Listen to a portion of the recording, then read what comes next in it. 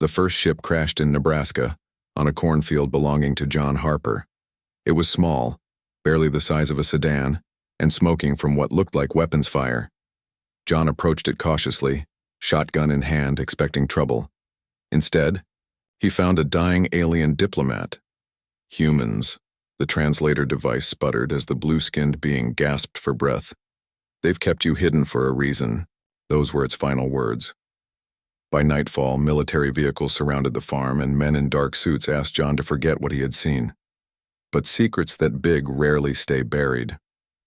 2 days later, a massive ship appeared over New York. Unlike the small craft, this one showed no battle damage. It hovered silently, a perfect metallic sphere reflecting the panicked city below. When it broadcast its message worldwide, humanity learned the truth they had been shielded from for centuries. "People of Earth," began Commander Lux of the Galactic Union, "for 300 years we have kept your existence classified. Your planet sits at a strategic crossroads in space, yet you were deemed too primitive to participate in galactic politics. We established a quarantine zone around your solar system, allowing your civilization to develop without interference from the war that has consumed our galaxy." Screens around the world showed footage of devastated planets, species fighting with technologies humans could barely comprehend, and star systems reduced to cosmic debris. "The Void Coalition has discovered your world. The ship that crashed contained a diplomat attempting to warn you. Now we must ask the unthinkable. Join our defense or perish when the coalition arrives." The United Nations convened an emergency session. Some nations wanted nothing to do with an alien war. Others saw opportunity in advanced technology. But Dr. Emma Wells, a physicist who had spent her career searching for extraterrestrial life, recognized the truth. "They wouldn't ask for our help unless they were desperate," she told the Security Council. "We must be capable of something they're not." World leaders debated while military generals assessed humanity's chances. Our weapons would be useless against beings who traveled between stars. Yet Commander Lux insisted that humans possessed unique attributes valuable to the war effort. President Rivera finally addressed the Galactic Union representative. "What exactly do you want from us?" "Your creativity," Lux replied. "Your unpredictability. Your capacity for innovation under pressure." These qualities were lost to most species during their technological evolution. The Coalition fleet was detected 1 week later. 8 massive warships entering the solar system, their weapons already powering up. The Galactic Union had brought only 2 defenders, not enough to protect Earth.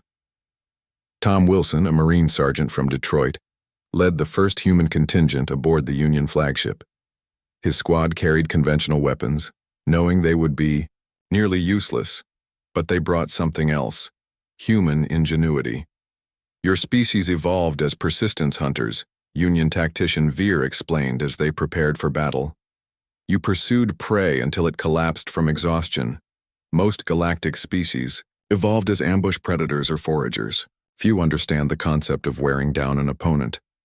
The Coalition attack came hard and fast.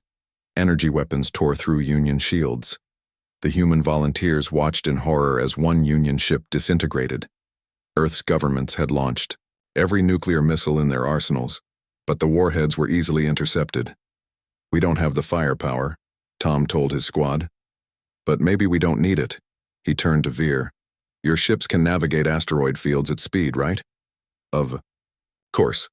"And your point defense systems can track thousands of objects simultaneously?" "Yes, but what? We need to collapse Jupiter's rings," Tom said. "Create a debris field and lure them in." The plan was insane by alien standards, sacrificing one of their 2 remaining ships to disrupt Jupiter's delicate ring system, creating millions of high-velocity projectiles, then using the Union's advanced navigation systems to weave through the chaos, while the less adaptable Coalition ships attempted to follow. President Rivera authorized the plan. "This is what they wanted from us," she told her cabinet. "The willingness to try the unthinkable." As the Union ship executed the maneuver, Tom's squad deployed in small crafts to the Coalition flagship, exploiting the confusion. Unlike the technologically dependent aliens, humans were trained to fight when systems failed. In the debris-filled darkness, with communications jammed and sensors blinded, the squad navigated by memory and instinct. Their technology is superior, Tom reminded his team. But technology can be disrupted. Our minds can't. When the Coalition commander, General Drex, realized humans had boarded his vessel, he was baffled. In 10,000 years of galactic warfare, no species had attempted a boarding action. It was considered primitive, suicidal. But humans had studied their own history of naval warfare. They understood that ships were vulnerable from within.